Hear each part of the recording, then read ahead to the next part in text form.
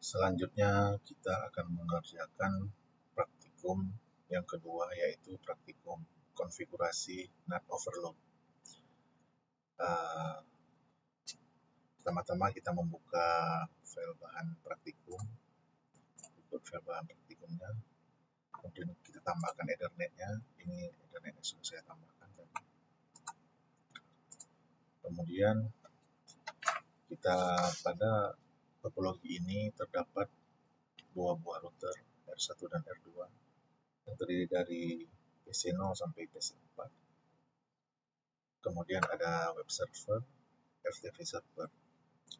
Selanjutnya kita akan pastikan PC yang terdapat pada jaringan 192.168.10.0 dan 192.168.30.0 dapat mengakses web dan FTP server dengan yang terdapat pada network 192.168.20.0 melalui browser yang terdapat pada PC0. Akses web browser melalui PC0. Kemudian kita akses web servernya dengan alamat IP 192.168.20.5. Oke, berhasil. Kemudian kita langsung melakukan verifikasi pada web server, dokumen prompt.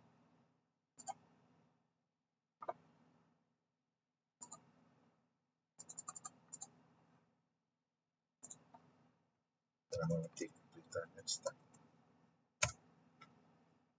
Baik. Berikut IP yang terdapat pada web server. Selanjutnya kita akan menguji PC4 untuk mengakses FTP.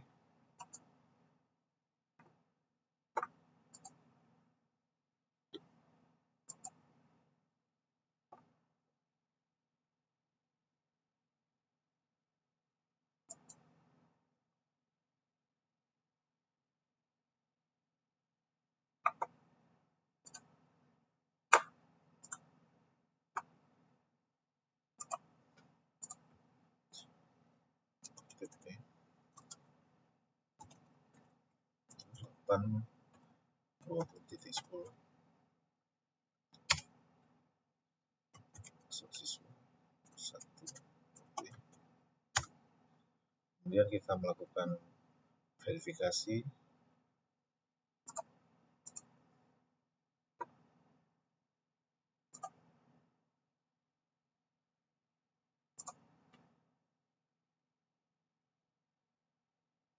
dengan mengetik netstart.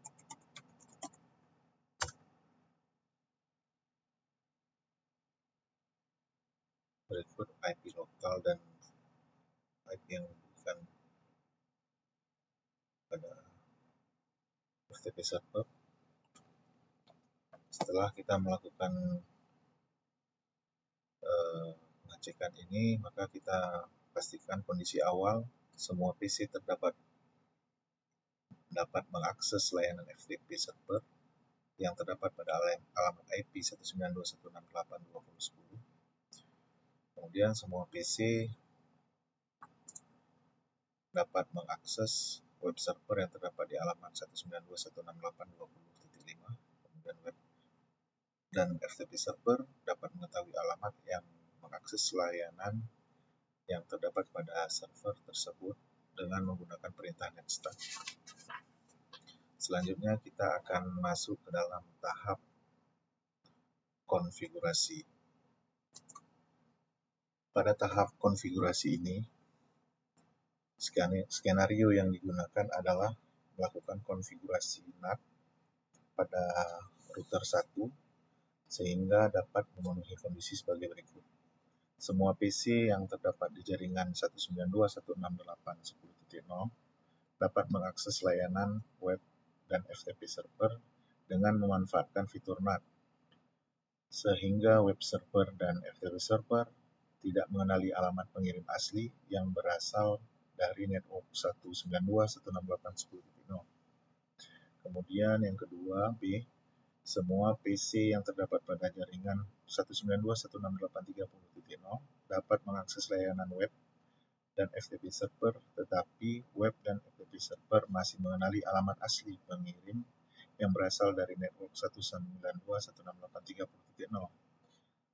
Berikut kita lakukan konfigurasi pada router 1.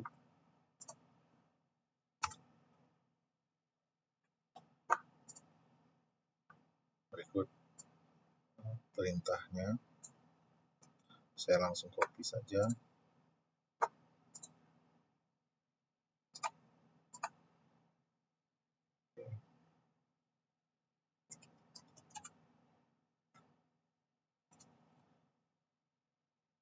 Selanjutnya, setelah kita melakukan konfigurasi, kita masuk ke dalam tahap analisis.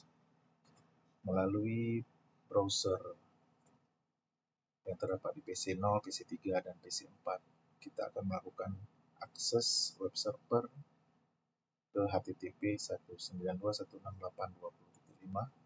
kemudian dengan menekan tombol Go beberapa kali, langsung segera melakukan verifikasi menggunakan netstat melalui command prompt yang terdapat di web server. Kita buka terlebih dahulu PC 3.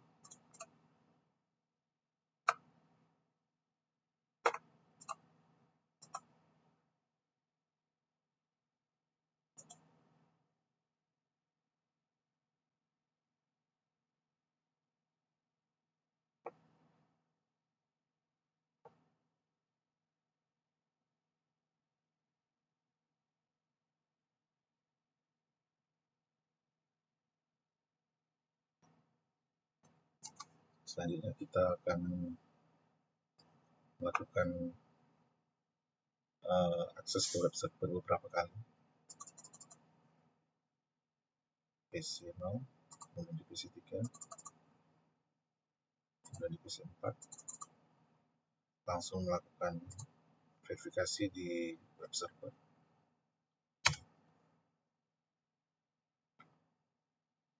Baik. Dari aktivitas tersebut terlihat bahwa web server masih mengenali alamat aslinya dari host yang berasal dari 192.168.30.0, sedangkan jika yang mengakses web server tersebut berasal dari host dari jaringan 192.168.10.0, web server mengenali host tersebut yang memiliki alamat 192.168.50.1.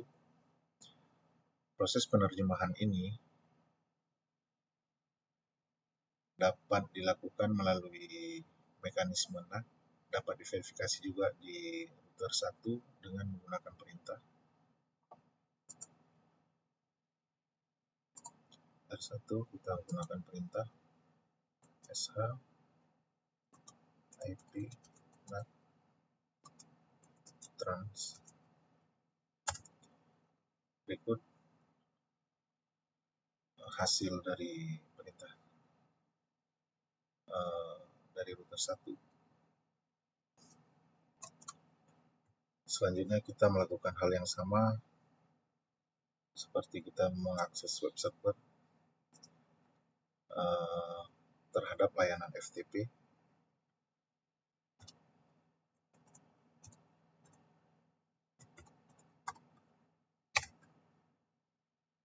Pada PC 3, PC 4,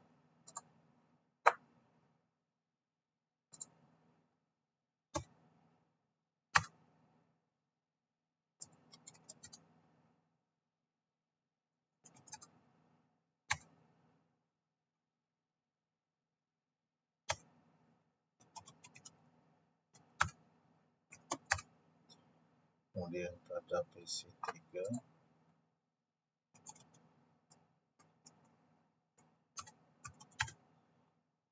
kemudian pada PC 4.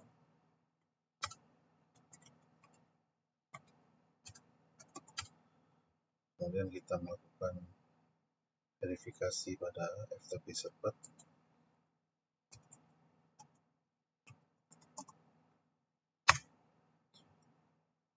Berikut hasilnya.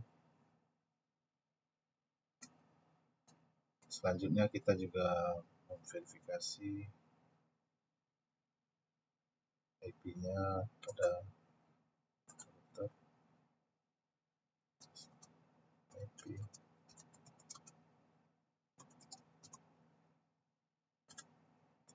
Berikut hasil dari perintah shipnet trans.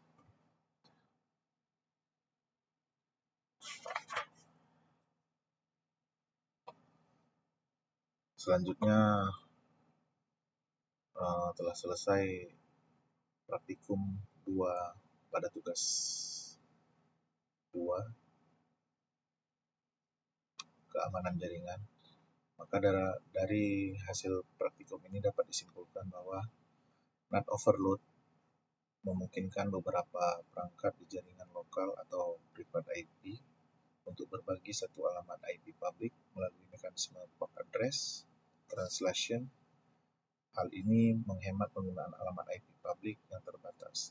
NAT memberikan juga lapisan keamanan tambahan karena alamat IP privat tidak terlihat dari luar jaringan. Hal ini membantu melindungi jaringan internal dari akses langsung oleh pihak yang tidak diinginkan. Proses transisi alamat dan port pada NAT overload dilakukan secara otomatis oleh router. Router mencatat tabel NAT untuk memetakan alamat IP privat dan port ke alamat IP publik dan port tertentu. Sekian praktikum tugas 2 keamanan jaringan dari saya.